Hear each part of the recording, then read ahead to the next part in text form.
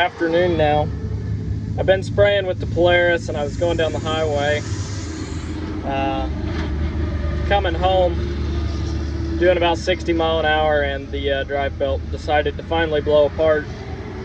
Now, I've known that was coming for a long time, but of course it happened away from home while I was going down the highway. Luckily, I was really close to the plot, so I just coasted in here. I threw it in neutral and had just enough momentum. I was able to coast it up in here, so at least I'm not on the road. So we'll have to get a trailer here in a little bit and get her loaded up. I guess while I'm here, the least I can do is go walk some of this corn. It's looking really good. I mean, shoot, this stock here actually put 2 good ears on. Now it won't happen once you're in the field here, but these are looking good. These are looking real good. This is I think an Agrigold number here. It's got a nice fat thick ear on. As you can see, it's all dented. This is some decal corn here. It's popping out of the husks. Got a little tip back to it, but not much. But nice fat ears. So this hybrid here is one I'm kind of excited about. Not a real long ear, but it is 18 around, and this is all planted at 35,000 population. So when you get 18 around at 35,000, you don't really need a long ear. But this is 60. It's an Agrigold number. It's a new number, but it's basically replacing their 6499, which I've planted a crap ton of. But it's a 645-16, and everywhere I have it planted this year, ears aren't super long, but they are big around, and they are really packing some weight to them. They've got a lot of kernel depth, so they're definitely packing in some yield there. Another one I'm excited about this year is 6744 decal. It's looking really good for me. And then the old 6572 Agrigold, that's another good one for me. It doesn't disappoint. I've never really planted any channel corn, but I do have some in the plot this year, and I gotta say, it's looking really good. Now, I don't know anything about their numbering, but I do know that this hybrid here could dang near be silage corn. It's incredibly tall, so we'll pull an ear of that. Pull one here of the channel, and it looks pretty good too. We'll drop these, get this shucked here. Oh yeah, that's definitely, channel corn's nothing to bat an eye at either, so lots of good stuff out here. I promise I don't bush hog with my lawnmower. Nothing to see here. That one's ready. That one's ready. That one's not ready, but I'm almost done with that one. That one's ready, except for some wiring stuff in the cab and cleaning it up. When I'm done bush hogging, we'll hook the cart on it, clean the dust off of this, clean the dust off the cart. They'll be ready to go. Just gotta grease the cart and check the tires. And this is the blower motor for the case combine. That's what blows your air conditioning, heat, all that fun stuff. It was very expensive. I'm going to bed now. Well, I didn't really record anything because we've just been shitting and getting. That's what time it is though. A friend of mine just left, but we've been working on the combine. Got some things lined out. Found more things that need lined out. But got the bush hog about ready. I'm just waiting on that one part. So hopefully it comes in soon. But we got all the filters changed on the combine.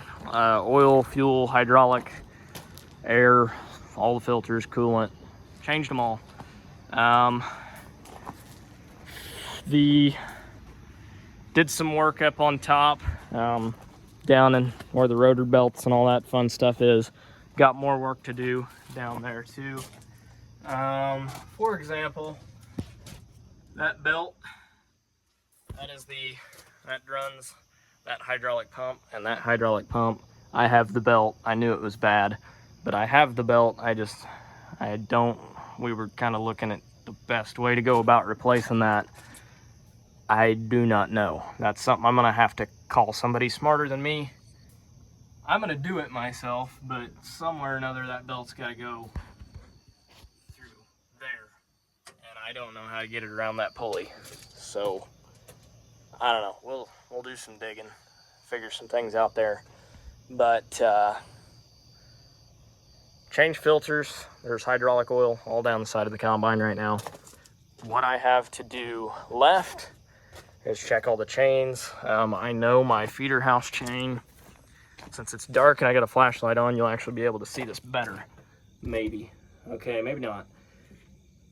You can kind of see that that chain is sagging a little bit.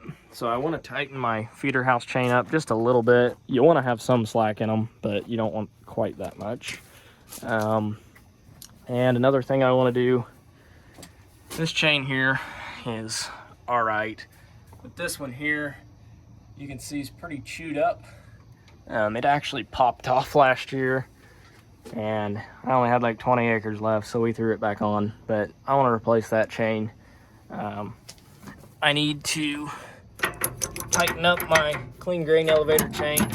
It's pretty dang loose, so I need to tighten that up. May have to take a link out. I think I'm about out of adjustment. And then the return elevator chain, which the mice have been chewing on, of course, but it is pretty loose too. So you need to tighten both of them, which I tighten them throughout the season, but they're towards the end. Just kind of let them go a little bit more than I probably should have. This is what we were messing with here. So this is your rotor belt. This runs the rotor in the combine.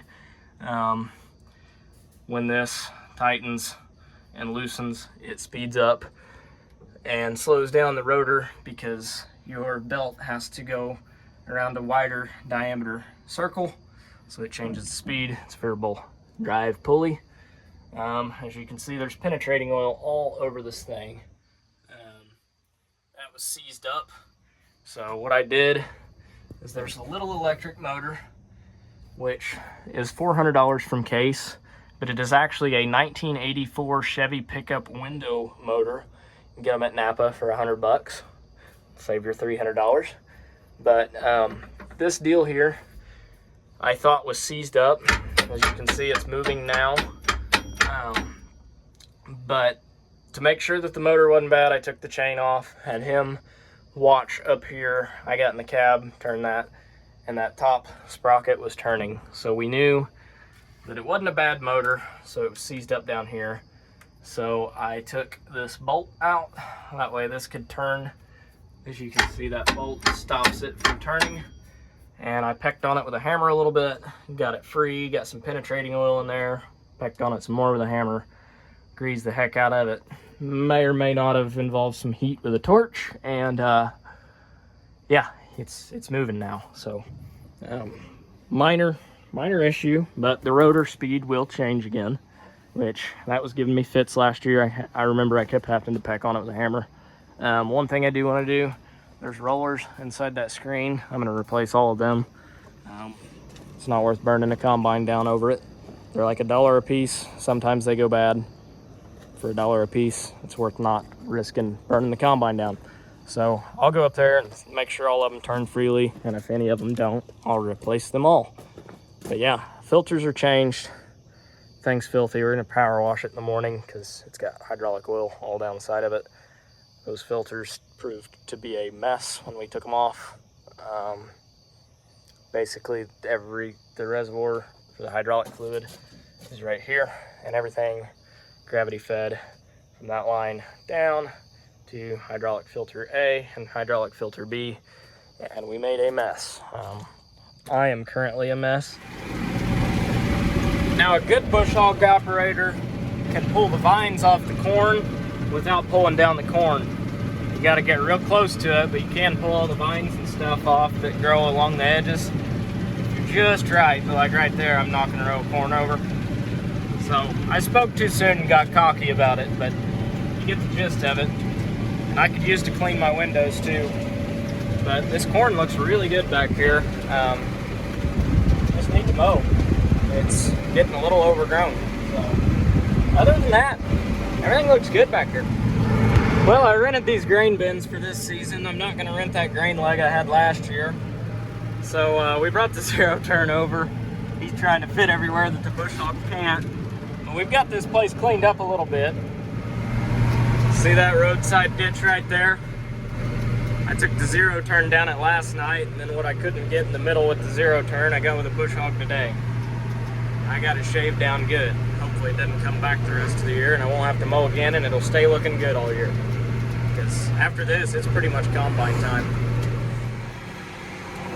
And that bean field over there that's completely turning, and it'll be ready anytime. I mowed that complete thing with the zero turn. Who says you can't use your mower as a bush hog? Because I definitely do. Alright, well, we are done with the bush hog for the year. Or at least for now. Shouldn't have to hook back onto it this year. I hope not. I might, if I get time after fall, maybe go around some edges of a few fields, but I doubt it. So that's that for bush hogging this season. Got the sprayer out of the shed. The bush hog's gonna go where it was. It was parked up here temporarily, but bush hog's going back in that hole. Well, we're backed into the shed, and I'm just taking a minute sitting here in the AC because it is flat out hot outside today. It's like 98, I think, but the humidity is terrible today. I'd rather it be 110 with no humidity than the humidity we have now, but you can smell the corn drying. That's what I've just been taking a look at out here. This corn is drying, and it is drying fast. It won't be long. I'd say a little over a month we'll be shelling corn. I've got beans that'll go in 3 weeks, but I'd say a little over a month we'll be shelling some corn. Okay, I thought we were unhooked, but apparently we still have too much tongue weight on. Yeah, the hitch pin's unhooked, but this bush hog is extremely heavy. So just the weight of the tongue sitting on the drawbar is still wanting to drag it. So I guess we'll go jack it up a little higher. That's better. Now we can go hook onto the grain cart. And I gotta come back up here and pick the sprayer up. Bring it back down to the farm. I got back here to hook onto the cart and remembered that I had the hammer strap on the tractor. Can't hook onto the cart with a hammer strap because the cart has a hammer strap. So pull it back up to the shop and pop that off. I thought I had a couple big crescent wrenches in here, but apparently I've stole those out and put them in something else. We'll be back. Okay, that's more like it. We are officially hooked onto the cart for the year. Well, it's only 9 o'clock, but the grain cart's hooked up and the draper's on the combine. And it's already 92 degrees with a heat advisory and supposed to feel like 110 later today. There's a high pollen count, which allergies don't bother me, but you can definitely smell the corn drying today. Anyhow, try and get this draper working. I'm missing some things for it though, so I don't know. Not anything major. I ordered a part last night that I think I'm missing. We'll be able to run the entire thing except for the PTO on the other side. I need a bracket to hang. That's a long story. I'll explain it over there. So it's sunny and pouring down rain. Welcome to southern Indiana weather. So we're gonna put this thing in the shed. I threw the seat temporarily back in it. Still got wires everywhere. And I'm hoping nothing's behind me, except my wife's car. Get this thing turned around and put in the shed real quick. Well, we're gonna drop the head off, just so I can get the combine in the shed a little easier. Get the Magnum maybe in the shed too. But it won't be long and this will be the view. Cutting beans in about 3 weeks, hopefully. It looks like we're unhooked, so I'm actually gonna put the corn head on it. I'm waiting on some parts for the draper.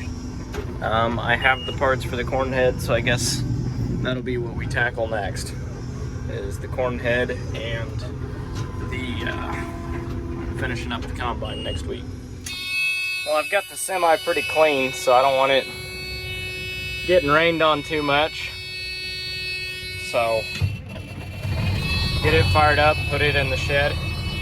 Not really raining over there, but if you look back there, there's a solid wall of water coming. So it's about to get western, I believe.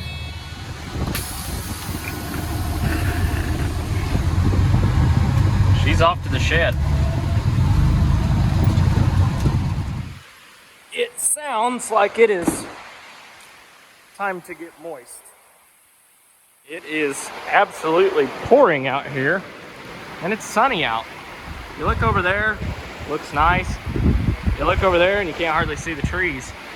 And it's blowing that rain all the way into the shed here. Like, I'm getting wet where I'm standing, and I'm this far in the shed. Time to make a run for it. So that's west. This is coming out of the east. I'm standing here, and that rock's not even wet yet. Now you can see it raining maybe, but it's all coming straight out of the northeast, which is odd. I'm gonna pull my truck in the shop. The least I can do this afternoon is at least clean it out. Parked the Magnum here and my pickup here to get washed, but we'll just let the rain wash that one for now. Come out later and wash it. This is just a weird little, I don't know what to call it, weather system, something. It's got the pond looking really dark blue, but it feels really good now. It dropped about 20 degrees, it feels like, just since it started raining. Gives me a good excuse to clean this shop up a little bit. I've got oil spills, I got tools everywhere, shields off the combine, tools literally just everywhere. Tested some corn, trucks absolutely filthy, inside and out. So give me a good reason to clean some stuff up this afternoon, since it's not ungodly hot now. Well, we got one semi, the cart, the combine, tractor, that's all in. So we're somewhat in the shed. This is gonna sit out, but it isn't gonna hurt it.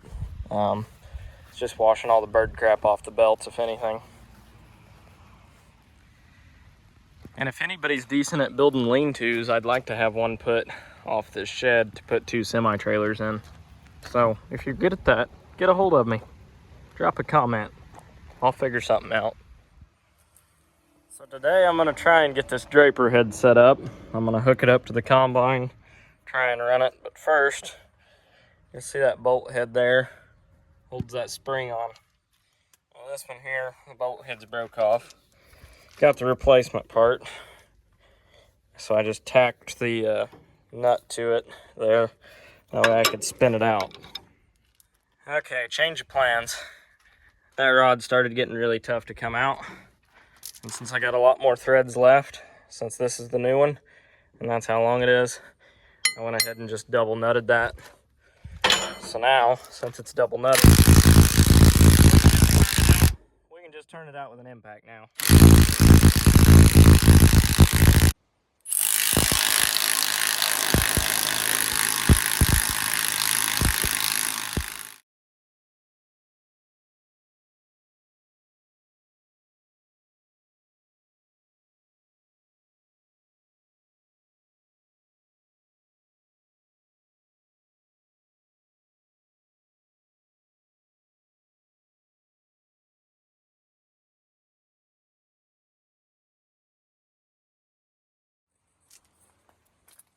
So I'm not gonna lie, this is making me a little nervous.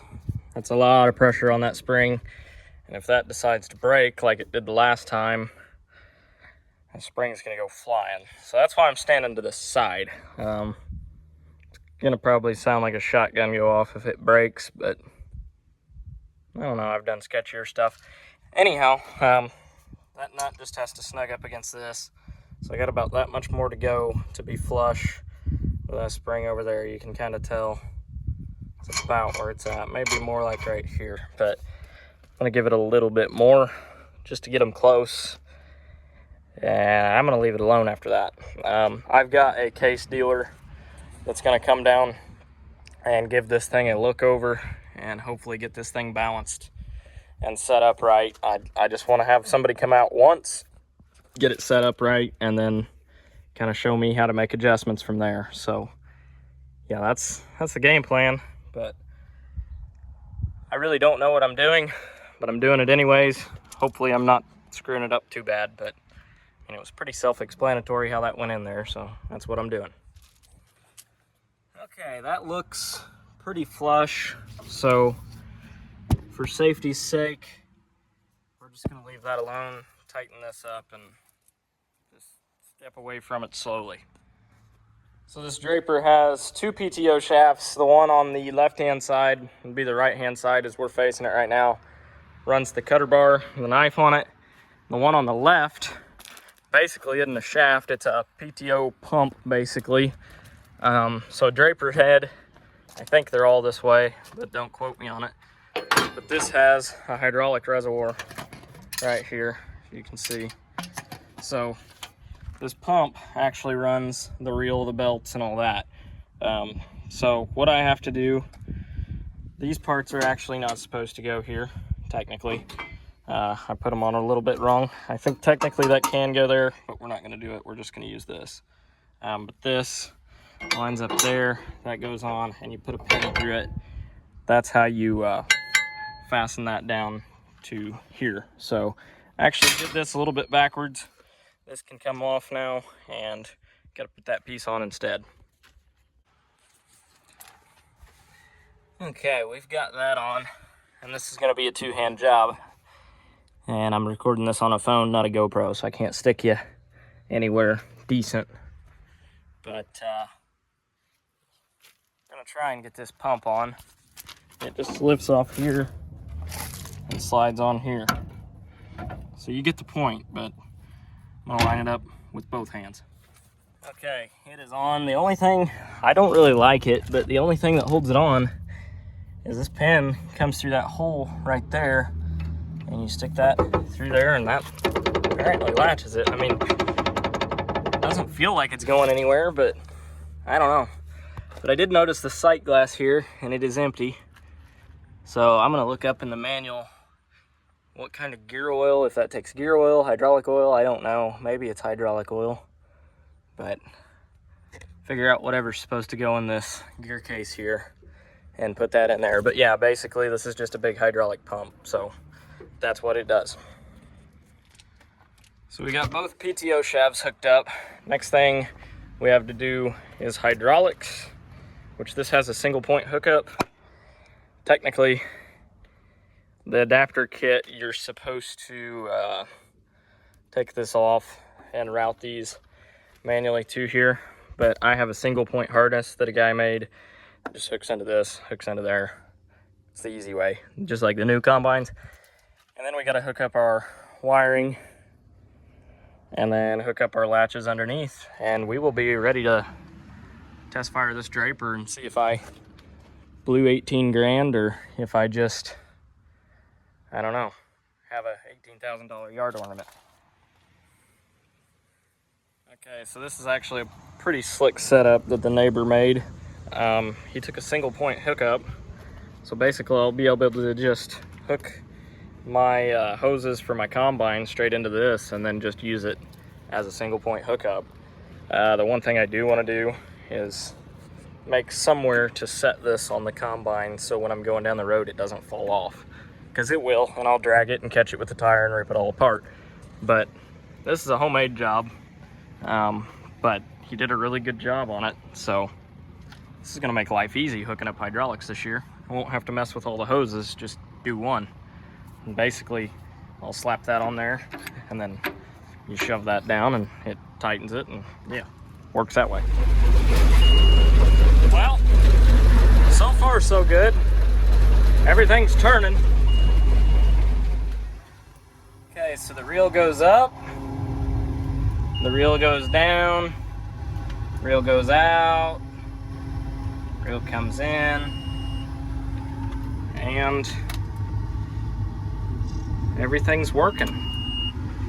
So I think we got her made. It does appear that way. So, we can turn our reel down. It's going entirely too fast. Of course, I can set that as auto or manual here. We'll run it pretty slow. Normally run it about like that, faster than that. About right there, depending on my ground speed. But definitely gonna need to tilt the knife forward, tilt the head down a little bit.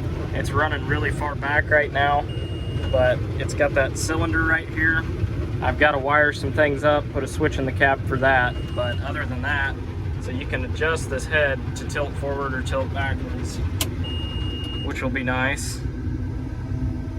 But now we're just gonna grease the thing, get her ready to go, and yeah, we'll go from there. I don't know, now that I'm running it, I kind of like right where it's running. It's definitely clipping the grass off. So, I don't know, I'd say it's cutting low enough. I can always adjust it if I need to, but I like where it's running right now. Right now what we're doing is detasseling some corn. The belts work, and the knife cut's good. See how that auger's still turning? The whole combine's still moving. I just shut it off with the rotor running, which doesn't really hurt anything to do, but the reason for doing that is you can kind of hear if anything's squeaking or squalling or popping, bearings out, stuff like that. It's pretty easy to hear it, so that's the reason I do that sometimes. Draper worked pretty good. That has oil in it now, so should be good to go. I guess the downside to playing with my draper head is now I got corn stalks all over the driveway, or the tips and tassels after they went through the combine. At least we know the combine's not plugged up, everything went through it. It cut them off good though, the knife's definitely in good shape, but we're gonna rinse this tractor and the cart off, and I wanna wash some hydraulic oil that I spilt off the combine too. And I figured while I'm here, I'd fold the auger out and see. That draper's a little bit longer than the auger head was. It sticks out a little more. It's not wider, it just sticks out a little more. So I'm gonna see if I need to put an extension on this auger or not. It should be pretty dang close, but I'd say right there, you got about 1.5 feet. But man, it just is getting them into the, I don't know about that. An extension would really be probably best. I doubt we dump on the go that often. I mean, that's getting it in the cart, but not by much. I don't know about that. All right, up next, we're gonna put the headlights in this semi.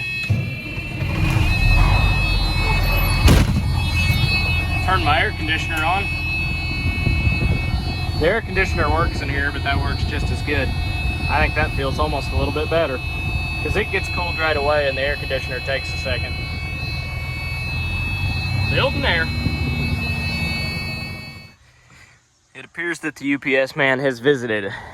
First we got caps for the semi, because it was missing a few and it drove me nuts.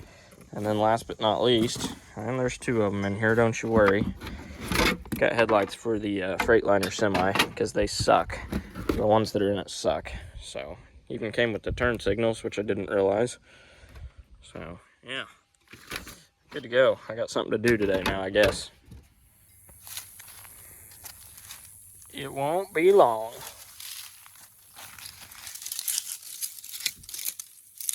They're already cracking open. And they bite. They're still chewy, but they've definitely got a crack to them.